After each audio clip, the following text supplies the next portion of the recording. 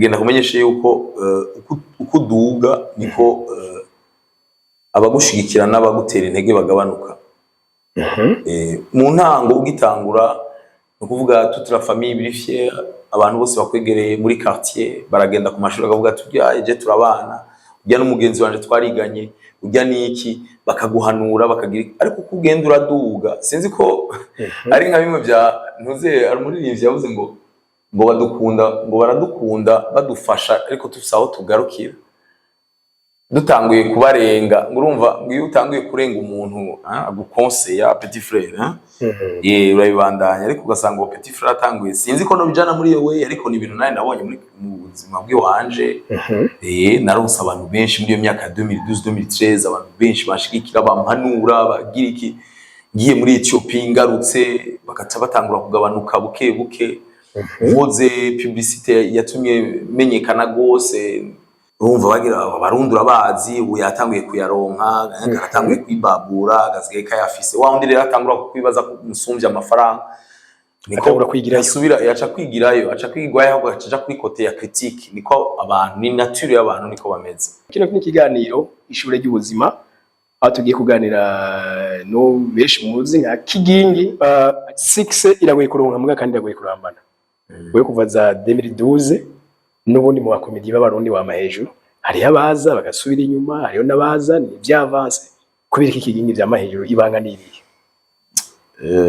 Bon jewe ibanga riragoye kurimenya, ariko jewe ikintu nibaza kimwe namambwira n'aba petit frère, ibi bintu nimba wabijemo kugira ngo amafaranga uzomara kabiri, ibi bintu nimba ubikora kugira umenyekane uzomara kabiri, ibi bintu nimba ubikora kugira wigane uzomara kabiri, canke kubera wamvia ivyo naka yaronse via ibi bidukora umwuga uzomara kabiri.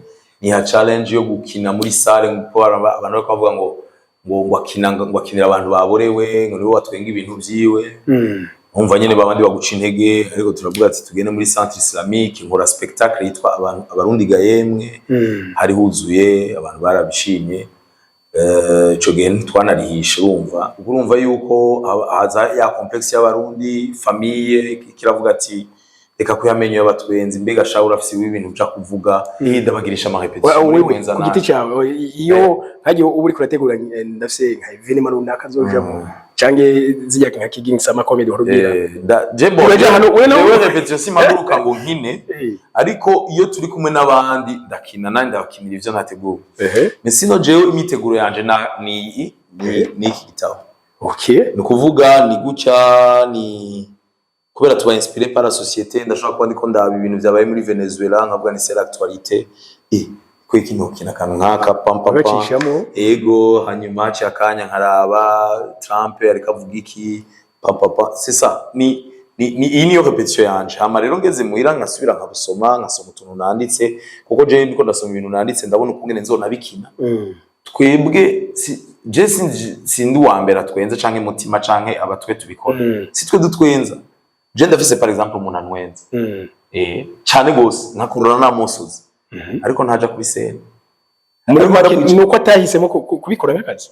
Nukuvuga twe nitwe twabigize umugabo, nitwe twagiye imbere, ariko subwo yakora twe turabambere, ariko subwo yakora twe tubishoboye gusumba abandi.